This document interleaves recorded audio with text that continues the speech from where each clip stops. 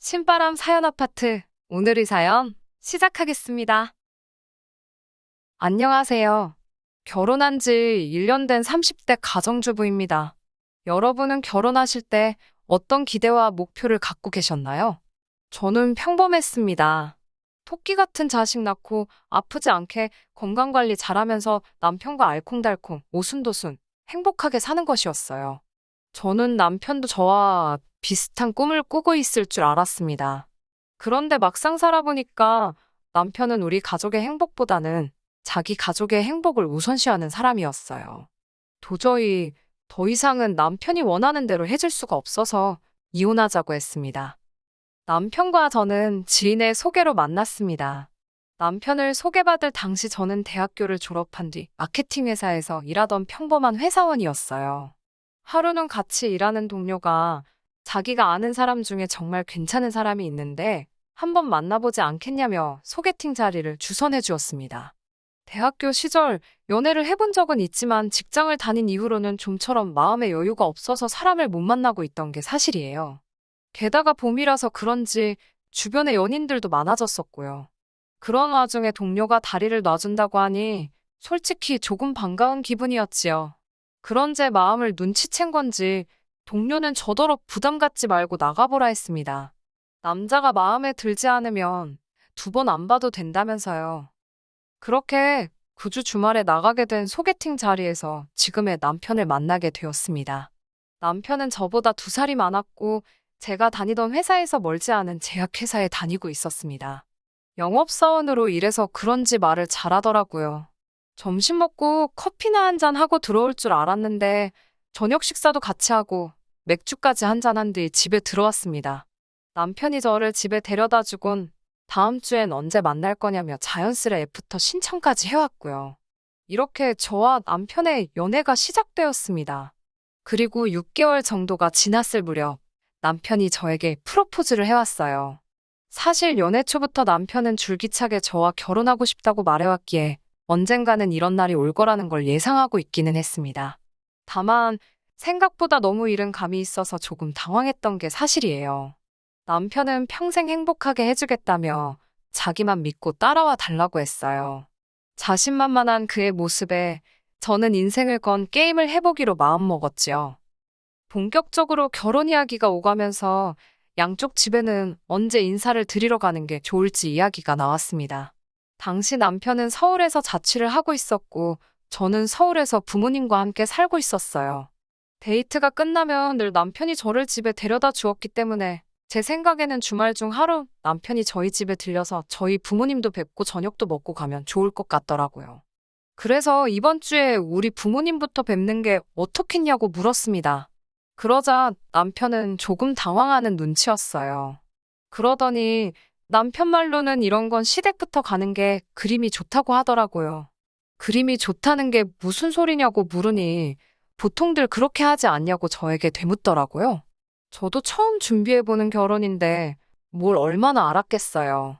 그다지 중요한 문제가 아니라고 생각했기 때문에 남편이 원하는 대로 하자고 했습니다. 당시 시부모님께서는 서울에서 차로 대략 3, 40분 거리에 살고 계셨어요. 가기 멀고 힘든 지역도 아닌데 굳이 뭐 따질 필요가 있나 싶기도 했고요. 그렇게 인사를 드리러 가기로 한 주말이 되었습니다. 친정부모님은 이미 제가 사귀는 사람이 있는 것도 프로포즈를 받았다는 사실도 다 알고 계셨어요. 그래서 제가 인사를 드리러 간다고 했더니 저보다 더 떨려 하시는 것 같았습니다. 친정어머니께서 전날 백화점에서 근사하게 포장된 한과 세트도 사오셨더라고요. 그렇게 남편의 차를 타고 시댁으로 향했습니다. 남편은 뭐가 그렇게 즐거운지 콧노래를 흥얼거리더니 저는 묻지도 않았는데 혼자 자기 가족 이야기를 늘어놓더라고요. 물론 전에도 각자의 부모님이 어디에 사시는지, 연세는 어떻게 되시는지, 지금은 무슨 일을 하시는지 정도는 이야기를 나눈 적이 있었지요. 하지만 성격이라던가 부모님과 얽힌 이야기라든가 그런 건 그다지 말해본 적이 없었기에 흥미롭게 들었어요. 남편 말에 의하면 아버님 성격은 소위 상남자랍니다. 목청도 크시고 행동도 거침이 없으시대요. 성격도 화통하시고 의리, 사람 간의 정 이런 걸 중요시하신대요. 형제분들 사이에서 맞으시라 제사뿐만 아니라 아프신 시할머니도 모시고 계시고요. 어머님의 경우 아버님과는 반대로 말수가 적으시고 묵묵히 할 일만 하시는 편이라고 했습니다. 손이 빠르셔서 낮에는 틈틈이 소일거리로 생활비를 버시면서도 집안일도 하시고 지금은 시할머니 병수발도 들고 계신다고요. 남편은 자기 부모님은 정말 효자효부라며 저더러 우리도 그렇게 살자고 그러더라고요. 그때만 해도 남편이 말하는 우리도 그렇게 살자가 사실은 너만 그렇게 살아라는 의미라는 걸 정말이지 몰랐습니다. 시부모님에 대한 이야기를 듣다 보니 어느새 도착을 했더라고요. 남편이 배를 누르니 어머님께서 반가운 표정으로 저희를 맞이해 주셨습니다. 집에는 아버님 어머님뿐만 아니라 시할머니도 계셨습니다. 당시 83이셨던 시할머니는 폐암일기셨는데 뵙기에는 비교적 정정하신 모습이었습니다. 시할머니와 아버님은 소파에 앉아 계셨고 어머님은 부엌에서 식사 준비를 하고 계셨습니다. 저는 손님으로 간 자리였으니 시할머니 옆에 앉아 있었어요. 남편이 저를 슬쩍 부르더니 가서 어머님 좀 도와드리고 점수 좀 따는 게 어떠냐고 그러더라고요. 점수도 따야 되냐고 혹시 경쟁자가 있냐고 물었더니 남편이 잠깐 당황하는 눈치였어요.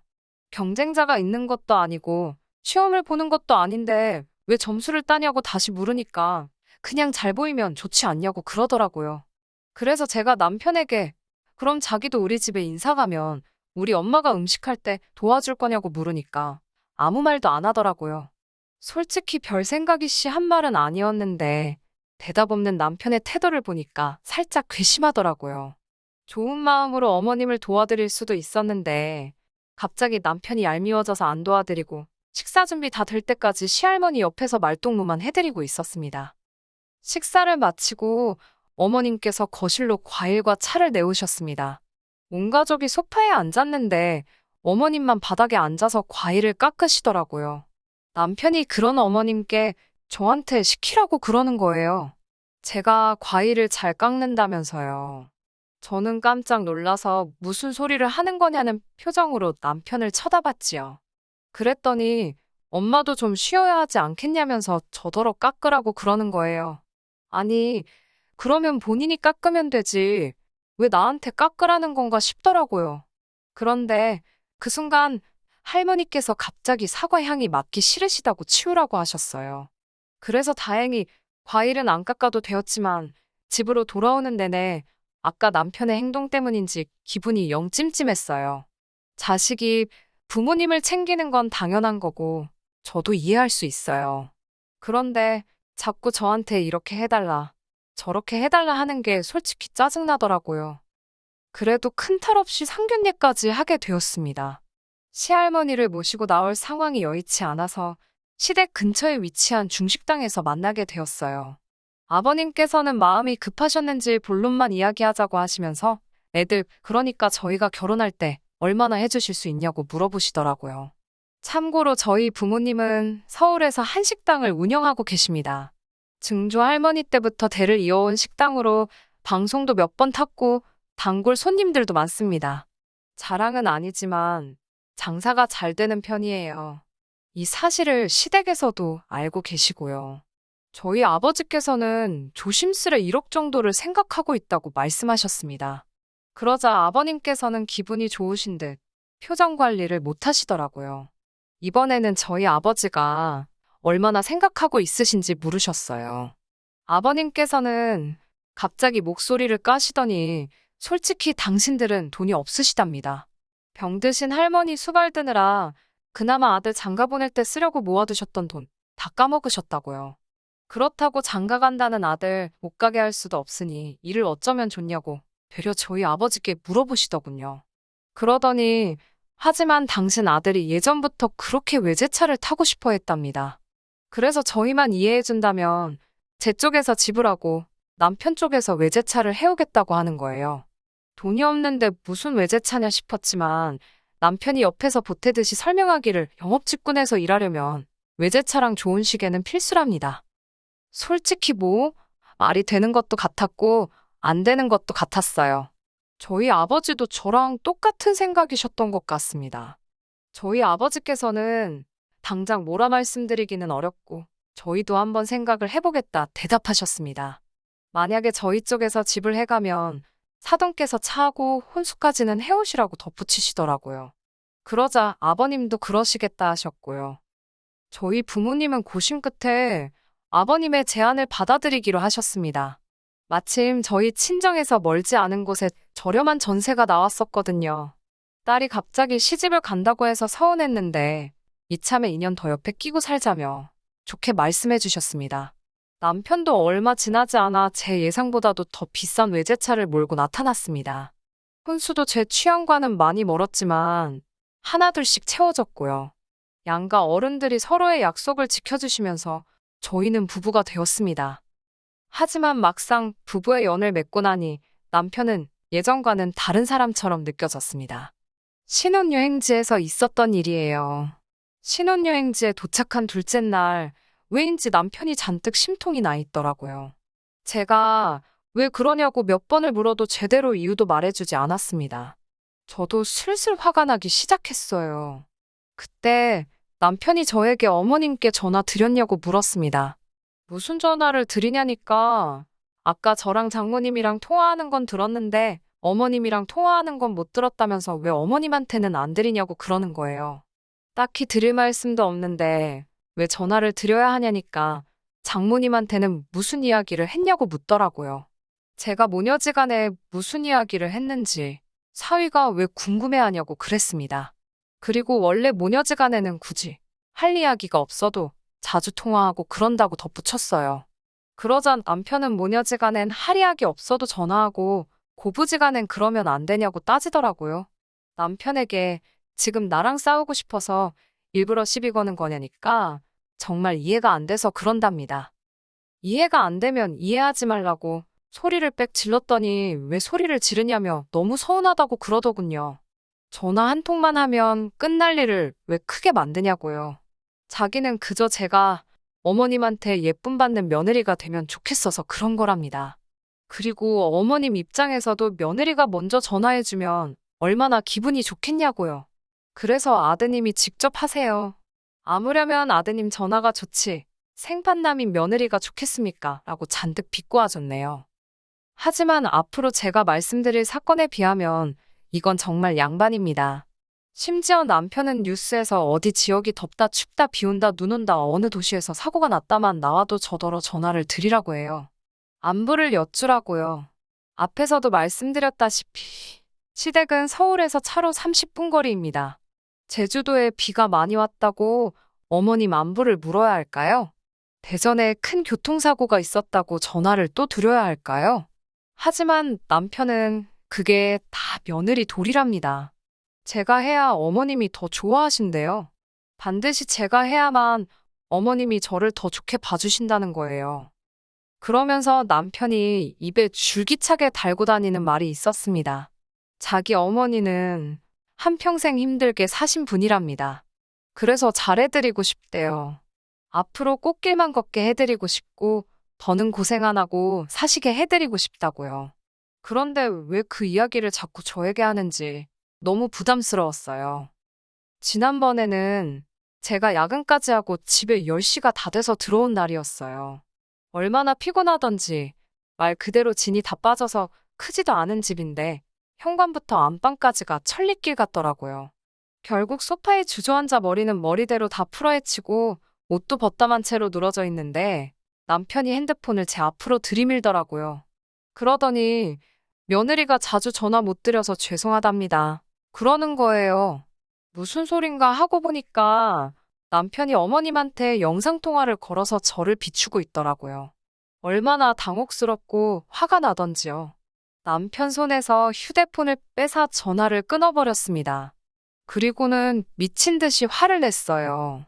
왜 멋대로 전화를 바꾸느냐고요. 그러자 어머님이 며느리 보고 싶어 하시는 것 같아서 그랬답니다. 진작에 제가 자주 연락을 드렸으면 자기가 그랬겠냐고 그러는데 어이가 없더라고요. 제가 이렇게 불만을 토로하고 있지만 저라고 시부모님께 아무것도 안 했을까요?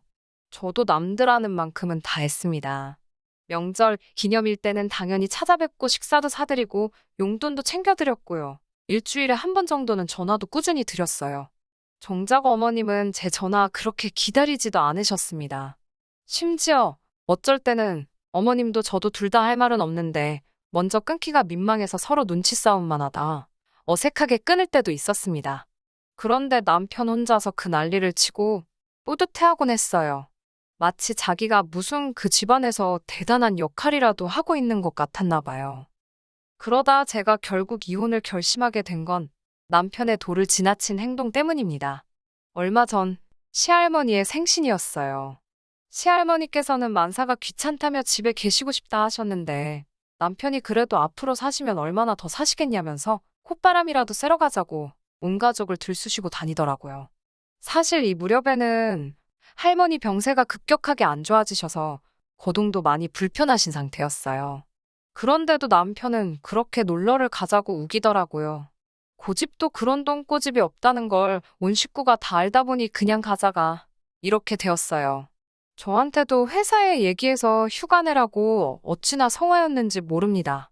주말에 1박 2일로 갔다 오면 좋겠는데 곧 죽어도 2박 3일은 가야 된다 했어요.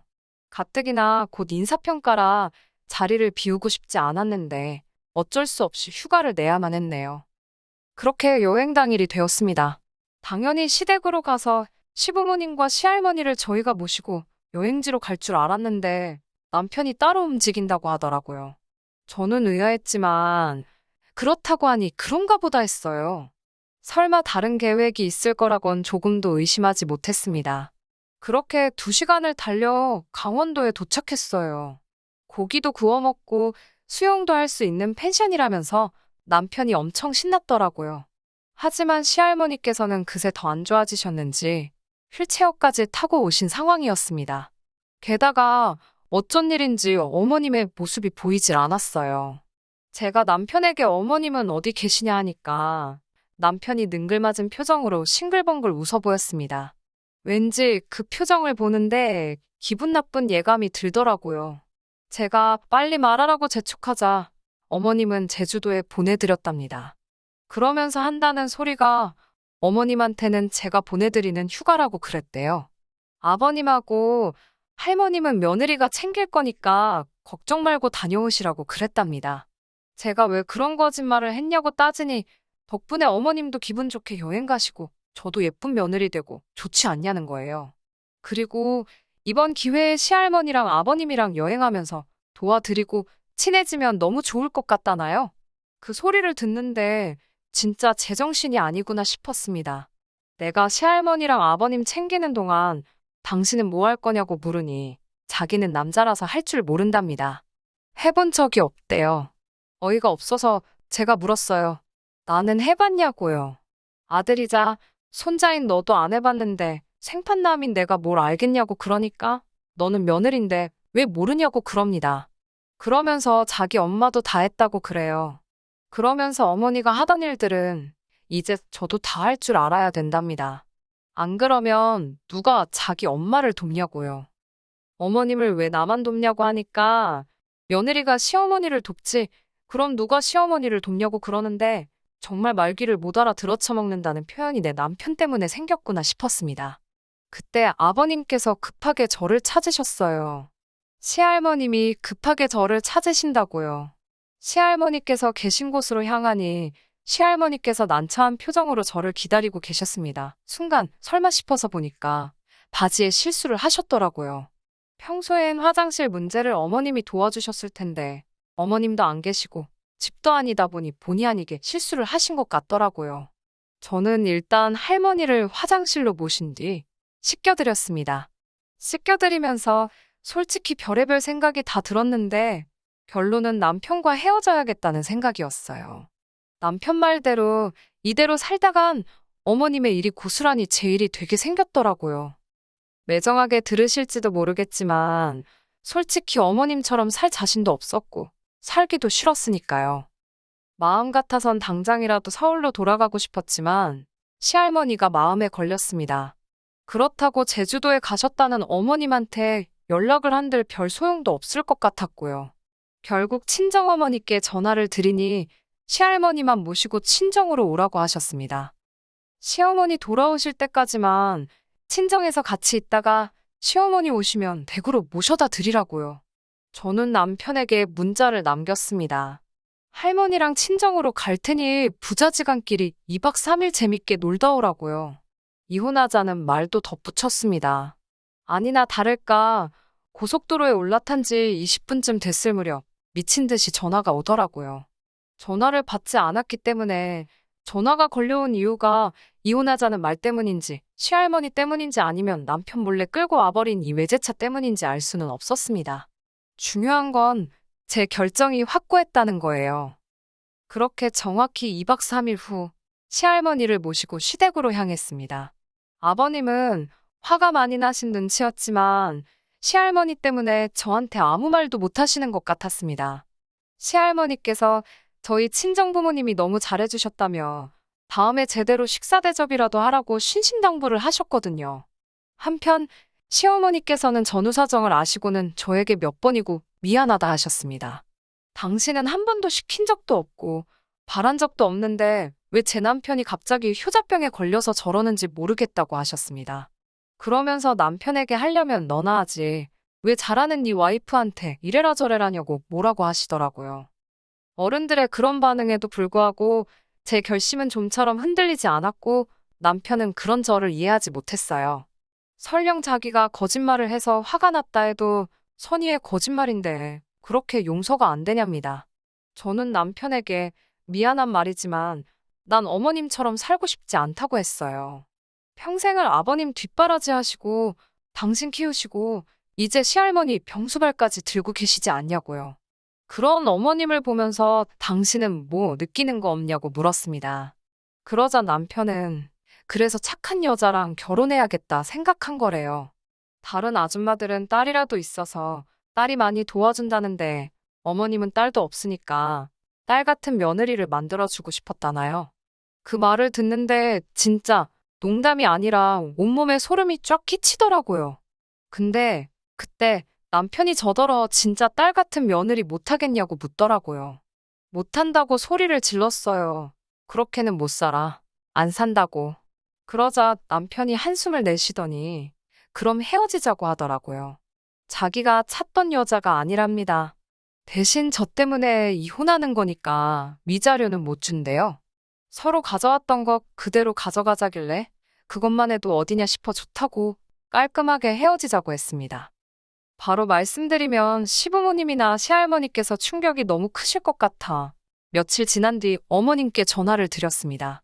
어머님께서는 이미 어느 정도 알고 계셨다면서 당신 아들 생각하면 잡고 싶으신데 같은 여자로서는 잡고 싶지 않으시다 하셨어요.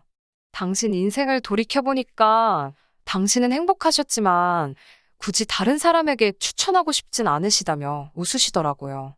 저더러 잠깐이나마 가족이랑 귀한 인연으로 만나서 좋으셨다며 어디서든 잘 살라고 하셨습니다. 평소에 워낙에 말수가 없으신 어머님이셨는데 여러모로 많은 감정이 스쳐 지나갔습니다. 잠시나마 어쩌면 만약에 남편이 먼저 나대지만 않았으면 오히려 저와 어머님은 잘 지냈을지도 남편이 말한 딸 같은 며느리가 되었을지도 모르겠다는 생각이 들었네요. 남편과 저는 이제 완벽한 남남입니다. 서로 안부 같은 것도 묻지 않고요. 당연히 조금도 궁금하지도 않아요. 어찌나 피곤했던지 당분간은 새로운 인연을 만나는 건 엄두가 나지 않네요. 갑자기 뭐 연예인이 했던 말이 생각이 납니다. 단무지, 효도는 제발 셀프로 합시다. 끝까지 들어주셔서 감사합니다. 오늘의 사연은 여기까지입니다. 구독과 좋아요, 알람 설정 부탁드리고 더 좋은 사연으로 다시 찾아뵙겠습니다. 감사합니다.